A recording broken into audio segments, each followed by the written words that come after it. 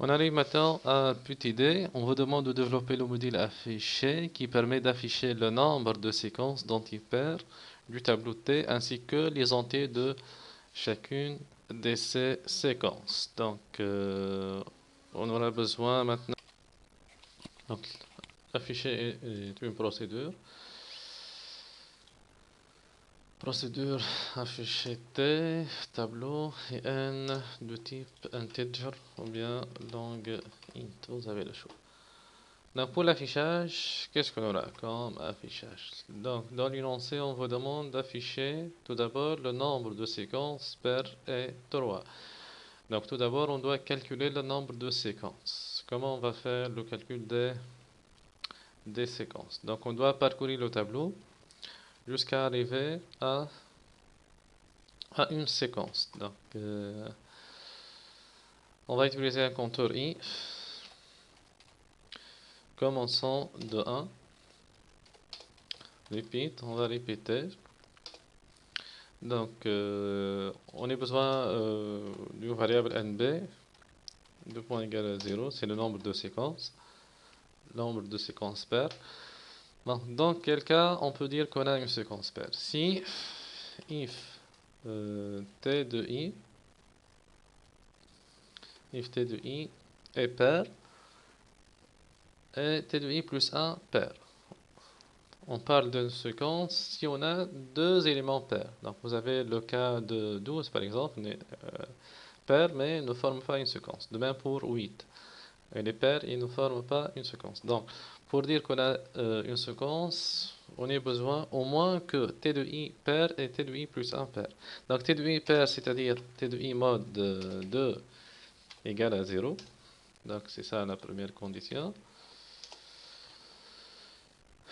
C'est t de i mode 2 égale à 0. C'est la première condition. La deuxième condition, c'est quoi? And, on a dit t de i plus 1 égale à 0. Donc, je vais utiliser copier-coller. T de i plus 1, T de i plus 1. Donc, c'est T de i pair et T de i plus 1 pair. Then, qu'est-ce qu'on va faire? C'est bon. Dans ce cas, on va dire qu'on a une séquence paire. Donc, on va noter NB. On doit incrémenter notre compteur. NB plus 1. Bon.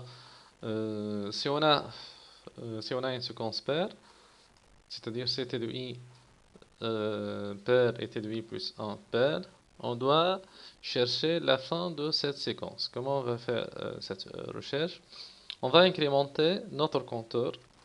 Donc on a dit notre compteur c'est i. Donc on doit incrémenter i. Donc on va dire i reçoit i plus 1.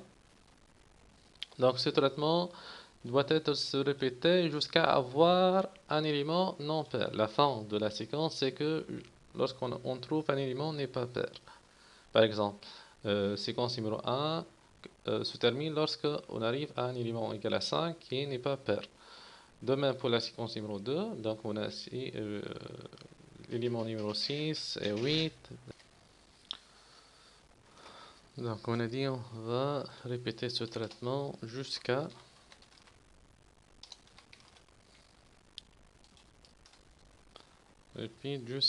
on aura un élément, par exemple t de i qui n'est pas pair. Donc t de i mode différent de 0. Donc qu'est-ce qu'on va faire? If t de i pair et t de i plus 1 pair, on incrémente le nombre de séquences et on avance le compteur jusqu'à avoir un élément n'est pas pair. Donc tout ce traitement sera dans notre structure conditionnelle if. Donc je vais ajouter begin et end.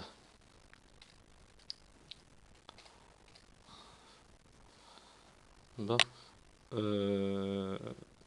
Juste remarque ici, on va incrémenter le compteur jusqu'à avoir un élément n'est pas pair. Ou bien, dans certains cas, on peut trouver un tableau qui contient une seule séquence et toute cette séquence elle est paire jusqu'à i Donc jusqu'à t de i n'est pas pair, ou on a un élément qui n'est pas, où notre compteur dépasse n supérieur à n. Donc on va répéter ce bloc jusqu'à avoir un élément qui n'est pas pair, ou bien on arrive à la dernière case du tableau. Donc, qu'est-ce qu'on a là? Qu'est-ce qu'on a maintenant? Donc vous avez la boucle répétée. Donc on va répéter le test. On va tester c to the i mode 2 égale à 0, c'est-à-dire c t de i pair et t de i plus 1 n'est pas pair. Qu'est-ce qu'on va faire? On doit incrémenter le nombre de séquences et on doit incrémenter le compteur jusqu'à avoir un élément qui n'est pas pair ou bien n arrive à la fin du tableau. Maintenant, c t de i n'est pas pair. Donc on a commencé par i égale à 1 et si c'est le cas, t de 1 n'est pas pair. Qu'est-ce qu'on va faire dans ce cas? On doit passer à l'élément suivant. Donc si t de i n'est pas pair, donc on va lever le point virgule et on va noter else. Pour passer à l'élément suivant, on doit faire l'incrémentation de i. Il reçoit i plus 1. C'est bon. Donc, qu'est-ce qu'on a? Repeat. On va répéter tout ce bloc jusqu'à avoir i supérieur à n. Normalement, c'est bon. Donc, comme ça, on va compter le nombre de séquences. Donc, après avoir ça, on va afficher le message, le nombre de séquences pair est nb. Donc, write-ln le nombre de séquences pair est 2 points nb.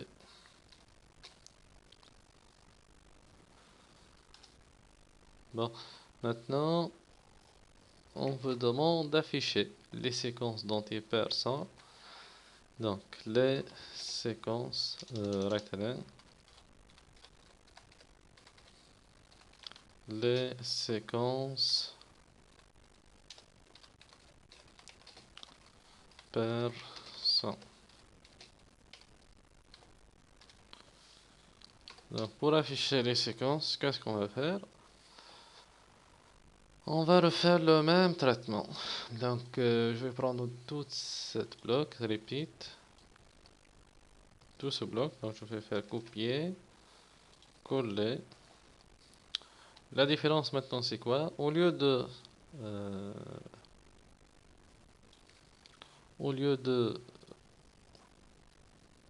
déterminer le nombre de séquences, on va afficher les éléments. Donc, qu'est-ce qu'on va faire? Repeat, write, t de i, virgule. On va ajouter un espace, ou bien juste un virgule, pour séparer les éléments. Donc, c t de i, il est pair, et t de i plus 1, il est pair. Donc, on va afficher t de i, puis on va incrémenter le compteur jusqu'à avoir un élément n'est pas pair. Sinon, on va répéter l'affichage. Donc, on va afficher t de i plus 1, etc. Donc, après avoir fait cela, on va ajouter write-ln pour faire un retour à la ligne. Pour faire un retour à la ligne. Et normalement, c'est bon. Donc, comme ça, on a terminé la solution. Reste à déclarer les variables locales. Les variables locales, on a nb i de type integer. C'est bon, compilé. Donc, où on a or, on passe K. De même, or. C'est bon. Donc, comme ça, on a terminé la solution.